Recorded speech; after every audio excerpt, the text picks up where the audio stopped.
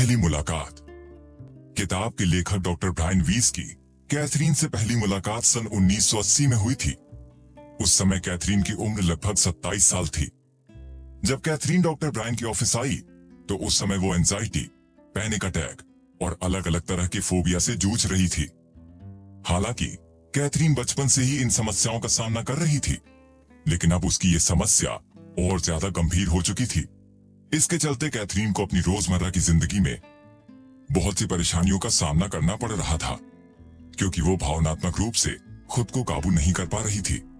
वो हर समय घबराई हुई रहती थी, जिसकी वजह से वो डिप्रेशन का शिकार भी हो गई थी। लेखक बताते हैं कि उन्हें अच्छी तरीके से याद है जब उन्होंने कैथरीन को पहली बार देखा था। कैथरीन उनके ऑफिस के बाहर वेटिंग रूम में बैठकर एक मैगजीन के पन्ने पलट रही थी और बेहद घबराई हुई नजर आ रही थी। कैथरीन बैठे बैठे हाफ भी रही थी, क्योंकि वो पिछले 20 मिनट से ऑफिस ऑफ साइकेट्री के बाहर चक्कर काट रही थी और अपना अपॉइंटमेंट कैंसिल ना करवाकर डॉक्टर ब्रायन से मिलने के लिए हिम्मत जुटा रही थी। कैथरीन को वेटिंग रूम में बैठा देखकर डॉक्टर ब्रायन वेटिंग रूम में गए और उन्होंने कैथरीन से हाथ मिलाया। डॉक्टर ब्रायन ने यह महसूस किया कि कैथरीन के हाथ बेहद ठंडे थे, जो कि एंजाइटी की निशानी होती है। दरअसल कैथरीन के लिए डॉक्टर ब्रायन तक पहुंचना एक बेहद बहादुरी भरा काम था, क्योंकि वो पिछले 2 महीनों से डॉक्टर ब्रायन के साथ अपना अपॉइंटमेंट लेने के लिए हिम्मत जुटा रही थी। कैथरीन के बारे में लिखते हुए डॉक्टर ब्रायन बताते हैं कि वो सुनहरे बालों और भूरी आंखों वाली एक बेहद अट्रैक्टिव महिला थी। कैथरीन उसी अस्पताल में लैब टेक्नीशियन के तौर पर काम करती थी, जिस अस्पताल में doctor Brian chief of psychiatry थे। डॉक्टर ब्रायन कैथरीन को अपने ऑफिस में लेकर गए और उसे लेदर की कुर्सी पर बिठाया। कुर्सी पर बैठने के बाद कैथरीन काफी देर तक चुप रही। वहीं दूसरी ओर डॉक्टर ब्रायन कैथरीन के बोलने का इंतजार कर रहे थे, क्योंकि वो चाहते थे कि कैथरीन खुद ये तय करे कि वो अपनी कहानी बताना कहां से शुरू करना चाहती है। कुछ मिनट तक जब कैथरीन ने कुछ भी नहीं बोला, तब डॉक्टर ब्रायन ने खुद ही उससे उसकी जिंदगी से जुड़े सवाल करने शुरू कर दिए। डॉक्टर ब्रायन के साथ हुई इस पहली मुलाकात के बाद कैथरीन की जिंदगी के बारे में जानने का सिलसिला शुरू होता है और डॉक्टर ब्रायन को यह समझ आता है कि वो आखिर क्यों उनसे मिलने आई थी। डॉक्टर ब्रायन के एक सवाल का जवाब देते हुए कैथरीन ने बताया कि उसका जन्म मैसाचुसेट्स के एक कस्बे में हुआ था। उसका परिवार एक बेहद धार्मिक कैथोलिक परिवार था। कैथरीन का एक बड़ा भाई था जो उम्र में उससे लगभग 3 साल बड़ा था और उसे एथलेटिक्स का बेहद शौक था। जो आजादी कैथरीन के माता पिता ने उसके बड़े भाई को दे रखी थी, वो आजादी कभी कैथरीन को नहीं मिली थी।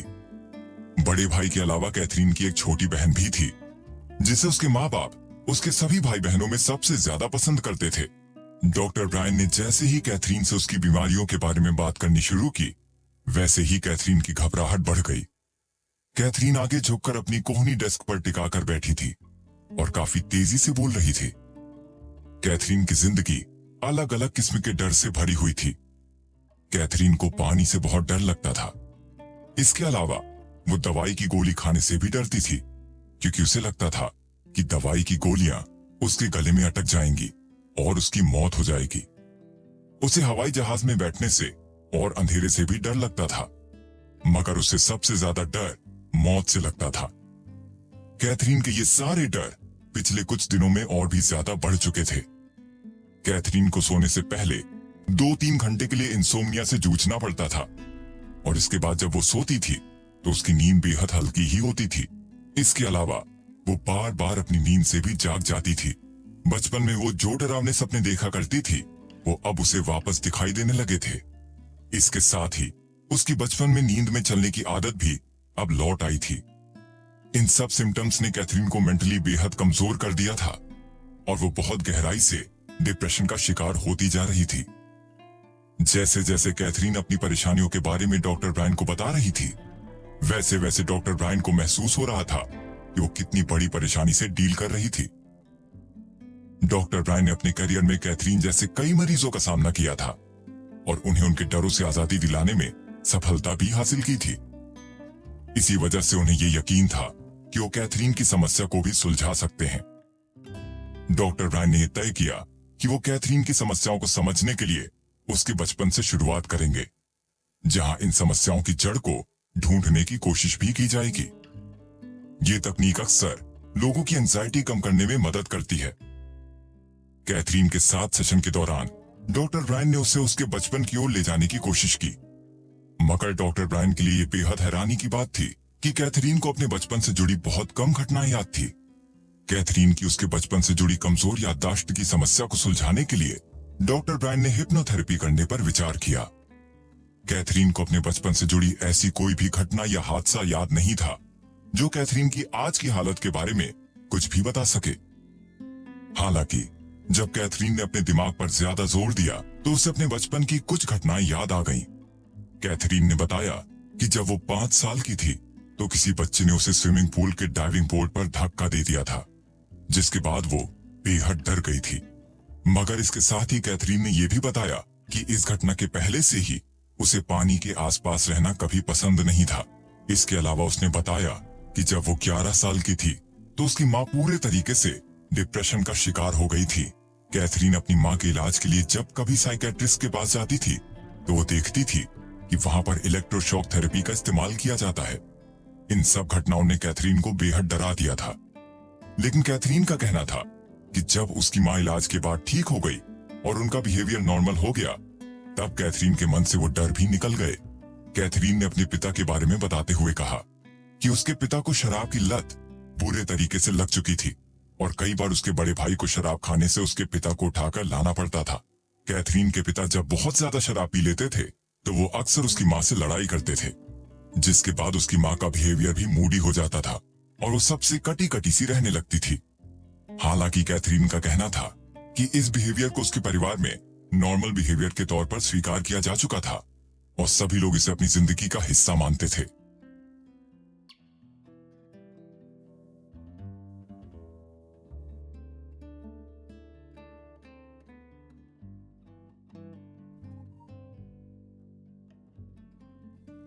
शिकागो में मिस्र की यादें, मैनी लाइव्स मैनी मास्टर्स किताब की चर्चा में आपने अब तक सुना कि किस तरह से कैथरीन एंजाइटी, फोबिया और डिप्रेशन से जूझ रही थी। इसी के चलते वो इलाज के लिए डॉक्टर ब्रायन से मिलने पहुंची। हमने उसके बचपन के बारे में भी जाना, जहां उसके घरेलू हालात बहुत अच्छे नजर नहीं आ रहे थे। इस एपिसोड में हम कैथरीन के घर के बाहर उसकी जिंदगी के बारे में जानेंगे। अगर कैथरीन के घर के हालातों को हटाकर उसकी बाहर की जिंदगी को देखा जाए तो वो बेहद नॉर्मल थी। कैथरीन जब हाई स्कूल में थी तो वो एक लड़के के साथ रिलेशनशिप में रही थी। इसके अलावा वो अपने दोस्तों के साथ बेहद आसानी से घुल मिल जाती थी। हालांकि कैथरीन के लिए अपने कुछ चुनिंदा दोस्तों के अलावा किसी बाहरी इंसान पर भरोसा करना बेहद मुश्किल होता था। जहां तक धर्म की बात थी तो वो इस पर बेहद नॉर्मल सोच रखती थी। अपने माँ बाप की ही तरह वो कैथोलिक विचारधारा में पूरे तरीके से विश्वास रखती थी। उसका मानना था कि अगर हम अपनी जिंदगी में अच्छे काम करेंगे तो हमें उसका फल जरूर मिलेगा और हमें जन्नत नसीब होगी। हालांकि कैथरीन हिंदू धर्म के बारे में थोड़ा बहुत पढ़ चुकी थी, लेकिन इसके बावजूद वो पुनर्जन्म में विश्वास नहीं रखती थी। अपना हाई स्कूल पूरा करने के बाद कैथरीन 2 साल के एक टेक्निकल प्रोग्राम से जुड़ गई और एक लैब टेक्नीशियन बनी। एक प्रोफेशनल डिग्री हासिल करने के बाद कैथरीन ने 21 साल की उम्र में मायामी जाने का फैसला किया। 1974 की बसंत में कैथरीन मायामी गई और उसको यूनिवर्सिटी ऑफ मायामी अस्पताल से जुड़े एक बड़े टीचिंग अस्पताल में नौकरी मिल गई। मायामी में अपने पहले साल के दौरान कैथरीन की मुलाकात स्टुअर्ट से हुई। स्टुअर्ट एक शादीशुदा यहूदी था और उसके 2 बच्चे भी थे। कैथरीन अब तक जितने भी लोगों के साथ रिलेशनशिप में रही थी उनमें स्टुअर्ट सबसे अलग था। स्टुअर्ट खुद को एक फिजिशियन के तौर पर स्टैब्लिश कर चुका था। वो ताकतवर था और स्वभाव से अग्रेसिव भी। कैथरीन खुद को स्टुअर्ट की ओर खींचा हुआ पाती थी। हालांकि स्टुअर्ट उसके साथ बहुत अच्छा बिहेव नहीं करता था। वो लगातार कैथरीन से झूठ बोला करता था। जब कैथरीन डॉक्टर ब्रायन के पास अपने इलाज के लिए पहुंची तो स्टुअर्ट के साथ उसके रिलेशनशिप को लगभग 6 साल हो चुके थे। डॉक्टर ब्रायन के साथ अपॉइंटमेंट लेने से कुछ महीने पहले कैथरीन ने अपने वोकल कॉर्ड की सर्जरी करवाई थी। सर्जरी शुरू होने से पहले कैथरीन काफी घबराई हुई थी, लेकिन जब सर्जरी होने के बाद वो होश में आई तो वो बुरे तरीके से डर गई और उसको शांत कराने के लिए नर्सिंग स्टाफ को कई घंटे मेहनत करनी पड़ी। अस्पताल में सर्जरी के बाद कैथरीन डॉक्टर एडवर्ड पूल के पास गई और उनको अपनी सारी प्रॉब्लम्स बताई। कैथरीन ने उन्हें स्टुअर्ट के साथ अपने रिलेशनशिप के बारे में भी बताया। जिस अस्पताल में कैथरीन काम करती थी, उसी अस्पताल में डॉक्टर एडवर्ड पीडियाट्रिशियन के तौर पर काम करते थे। डॉक्टर एडवर्ड और कैथरीन के बीच अच्छी दोस्ती कायम हो गई थी। कैथरीन ने डॉक्टर एडवर्ड को खुलकर अपनी फीलिंग्स बताई और ये भी बताया कि उसे लगता है कि जैसे वो अपनी जिंदगी पर काबू खोती जा रही है। डॉक्टर एडवर्ड ने कैथरीन की बातें सुनने के बाद उसे डॉक्टर ब्रायन के साथ अपॉइंटमेंट लेने के लिए कहा। इसके साथ ही डॉक्टर एडवर्ड ने इस बात पर भी जोर दिया कि वो डॉक्टर ब्रायन के अलावा किसी और डॉक्टर के पास ना जाए। मगर इसके बावजूद कैथरीन डॉक्टर ब्रायन के पास नहीं गई। 8 हफ्तों तक कैथरीन अपनी लैब में नॉर्मली काम करती रही। इसी बीच उसकी फोबिया से जुड़ी प्रॉब्लम्स भी लगातार सीरियस होती चली गई। डॉक्टर फ्रैंक एकर, जो अस्पताल में चीफ ऑफ सर्जरी थे, वो कैथरीन को कई सालों से जानते थे। उन दोनों के बीच अक्सर हंसी मजाक होता रहता था। डॉक्टर फ्रैंक काफी दिनों से ये देख रहे थे कि कैथरीन का स्वभाव काफी बदला बदला नजर आता था और वो अक्सर नाखुश रहती थी। कैथरीन की हालत से चिंतित होकर डॉक्टर फ्रैंक ने उससे कहा, मैं चाहता हूं कि तुम डॉक्टर ब्रायन से जाकर मिलो और इसमें कोई देरी नहीं होनी चाहिए। डॉक्टर एडवर्ड और डॉक्टर फ्रैंक दोनों के काफी जोर दिए जाने के बाद आखिरकार कैथरीन ने डॉक्टर ब्रायन से मिलने का फैसला कर लिया।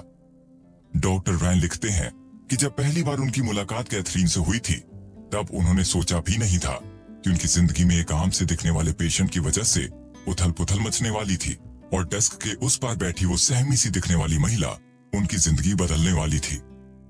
डॉक्टर ब्रायन द्वारा कैथरीन के इलाज के लिए 18 हफ्ते की साइकोथेरेपी की जा चुकी थी। इस दौरान कैथरीन हर हफ्ते 1 या 2 दफा डॉक्टर ब्रायन से मिलने आया करती थी। कैथरीन एक अच्छे पेशेंट की तरह बिहेव कर रही थी। वो अपनी बातों को खुलकर बताती थी और डॉक्टर ब्रायन द्वारा दिए गए सुझाव का भी पालन अच्छे से किया करती थी। कुल मिलाकर ये कहा जा सकता था कि कैथरीन जल्द से जल्द सेहतमंद होने के लिए सारे एफर्ट्स कर रही थी। 18 महीने के इस इलाज के दौरान सब कुछ ठीक जा रहा था। ऐसे में डॉक्टर ब्रायन के हिसाब से कैथरीन की हालत में काफी सुधार हो जाना चाहिए था, लेकिन कैथरीन की मानसिक हालत में कोई खास बदलाव देखने को नहीं मिल रहा था। कैथरीन को अब भी एंजाइटी और पैनिक अटैक्स का सामना करना पड़ रहा था। उसे अब भी डरावने सपने आते थे और उसके अंदर अंधेरे, पानी और बंद जगहों का डर अब भी मौजूद था। इसके साथ ही कैथरीन को अब भी बेहद हल्की नींद आती थी, जिसकी वजह से वो लगातार ज्यादा देर तक नहीं सो पाती थी। वहीं दवाओं के गले में अटकने का डर कैथरीन के मन में अब भी मौजूद था, जिस वजह से डॉक्टर ब्रायन ने उसे किसी भी तरह की दवाई की गोलियां खाने को नहीं दी थी। डॉक्टर ब्रायन को ऐसा लग रहा था कि जैसे उनके सभी तरीके फेल हो गए और उनके पास कैथरीन को ठीक करने का अब कोई और रास्ता नहीं बचा था। मगर इस निराशा के बावजूद डॉक्टर ब्रायन किसी भी तरीके से कैथरीन की मदद करना चाहते थे। उन्होंने ये तय कर लिया था कि चाहे कुछ भी करना पड़े, वो कैथरीन को ठीक करके ही दम लेंगे। इसी निराशा के बीच एक दिन अचानक एक हैरान कर देने वाली घटना घटी। हालांकि कैथरीन को हवाई जहाज में यात्रा करने से बहुत डर लगता था। वो हवाई सफर करने से पहले खुद को हिम्मत देने के लिए अक्सर शराब का सेवन किया करती थी। इस सब के बावजूद कैथरीन ने सन 1982 में स्टुअर्ट के साथ एक मेडिकल कॉन्फ्रेंस में भाग लेने के लिए शिकागो जाने का फैसला किया। स्टुअर्ट के साथ शिकागो जाने का ये फैसला कैथरीन की जिंदगी में एक बहुत बड़ा बदलाव लाने जा रहा था। शिकागो जाने के बाद कैथरीन के साथ ऐसा क्या होता है जिससे उसकी जिंदगी बदल जाती है, ये जानने के लिए चलते हैं अगले एपिसोड की ओर।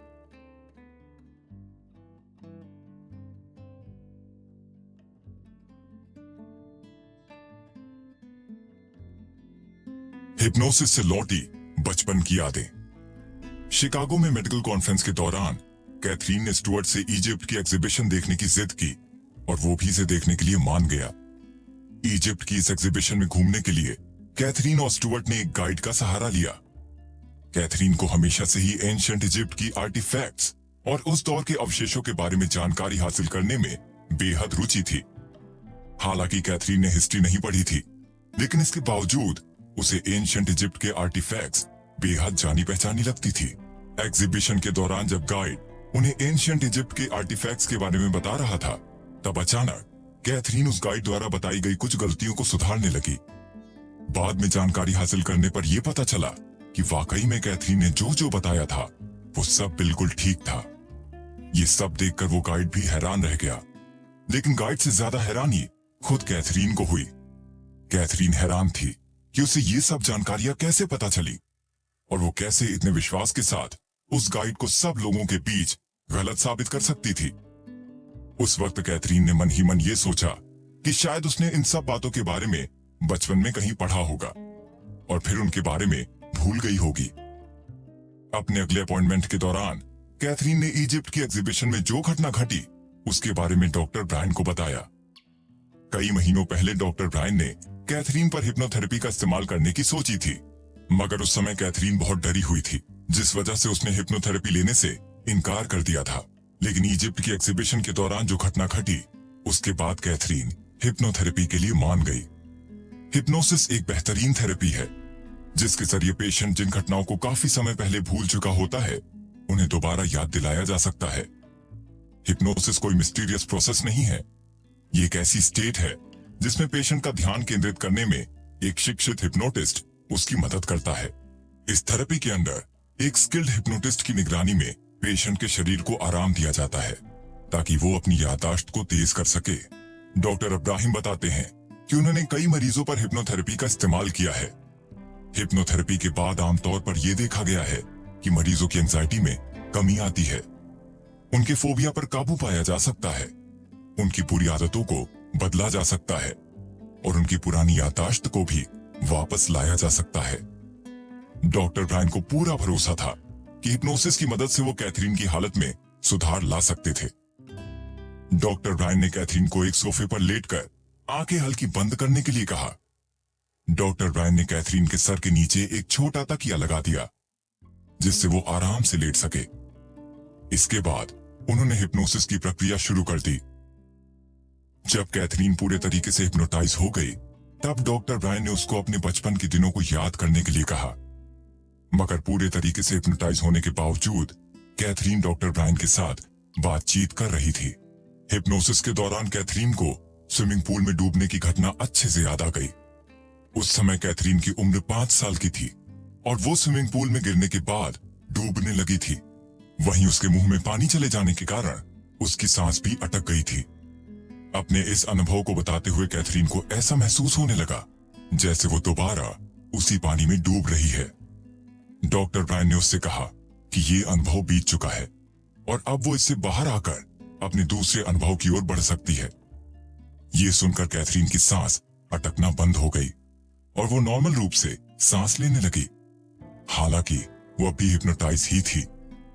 इसके बाद डॉक्टर ब्रायन ने कैथरीन से अपने बचपन की कई और पुरानी यादें ढूंढने के लिए कहा। हिप्नोसिस के दौरान कैथरीन को एक ऐसी घटना का अनुभव हुआ जिसने उसे सबसे ज्यादा दुख पहुंचाया। कैथरीन को याद आया कि उसकी आंखें एक गहरे अंधेरे कमरे में खुली थीं और उसके पिता उस कमरे में उसके पास खड़े थे। उस समय कैथरीन की उम्र केवल 3 साल थी। कैथरीन के पिता के पास से शराब की बदबू आ रही थी और उन्होंने कैथरीन के प्राइवेट पार्ट समेत पूरे शरीर को गलत तरीके से छुआ। कैथरीन अपने पिता की इस हरकत से बुरे तरीके से डर गई और रोने लगी। कैथरीन के रोने पर उसके पिता ने उसका मुंह जोर से बंद कर दिया जिससे उसकी आवाज बाहर न जाने पाए।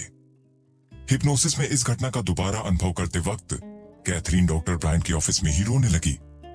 कैथरीन हिप्नोटाइज थी। तब डॉक्टर ब्रायन ने उससे कहा कि वो अनुभव बीत चुका था और अब वो सेफ है। डॉक्टर ब्रायन की बात सुनने के बाद कैथरीन ने रोना बंद कर दिया। इसके बाद डॉक्टर ब्रायन ने कैथरीन को हिप्नोसिस से धीरे धीरे बाहर निकाला। हिप्नोसिस से जागने के बाद कैथरीन ने जो जानकारी अपने पिता के बारे में हासिल की थी उन्हें याद करके वो सहम गई। बाकी के सेशन के दौरान डॉक्टर ब्रायन ने कैथरीन को उसकी शुरुआती जिंदगी की नई जानकारियों को स्वीकार करने के लिए उसे समझाने की कोशिश की। कैथरीन को धीरे धीरे ये समझ आने लगा था कि उसके पिता के साथ उसके संबंध कभी अच्छे क्यों नहीं रहे, क्यों उसके पिता हमेशा उससे अनजान बनकर रहते थे और क्यों वो हमेशा उनसे डरी डरी रहती थी। उस दिन जब कैथरीन डॉक्टर ब्रायन के ऑफिस से बाहर निकली तो उसके हाथ पैर कांप रहे थे। कैथरीन की पुरानी दर्दनाक यादों के सिलसिले के बीच डॉक्टर ब्रायन हिप्नोसिस के दौरान कैथरीन के इजिप्ट की सभ्यता में दिलचस्पी की वजह ढूंढना भूल गए थे। फिलहाल डॉक्टर ब्रायन को यह पूरी उम्मीद थी कि अब कैथरीन अपने फोबिया और एंजाइटी की वजह जान चुकी थी और जल्द ही उसमें सुधार देखने को मिलेगा। मगर अगले हफ्ते जब कैथरीन दोबारा डॉक्टर ब्रायन से मिलने आई तो उसने उन्हें बताया कि उसकी प्रॉब्लम्स में कोई कमी नहीं आई है। वो अब भी पैनिक अटैक और फोबिया जैसे सिम्टम से जूझ रही थी। डॉक्टर ब्रायन अब पूरे तरीके से उलझ चुके थे। उन्हें समझ में नहीं आ रहा था कि वो क्या करें। 3 साल की बेहद छोटी उम्र तक की सभी घटनाओं को याद करने के बावजूद कैथरीन को अपने पैनिक अटैक, फोबिया और एंजाइटी की वजह नहीं मिल पा रही थी। डॉक्टर ब्रायन ये सोचने लगे थे कि क्या 3 साल से भी कम उम्र की कोई घटना हो सकती है ऐसी जो कैथरीन की वर्तमान हालत की जिम्मेदार हो। यही पता लगाने के लिए डॉक्टर ब्रायन ने कैथरीन के साथ हिप्नोसिस का एक और सेशन शुरू किया। 3 साल से कम उम्र की घटनाएं किसी की जिंदगी पर इतना बड़ा असर कैसे डाल सकती थी जिससे वो आगे चलकर एंजाइटी, पैनिक अटैक और फोबिया जैसी प्रॉब्लम्स का शिकार हो जाए। कैथरीन की हालत के पीछे उसके अतीत का एक बहुत बड़ा रहस्य छुपा था। उस रहस्य को जानने के लिए आइए चलते हैं अपने अगले एपिसोड की ओर।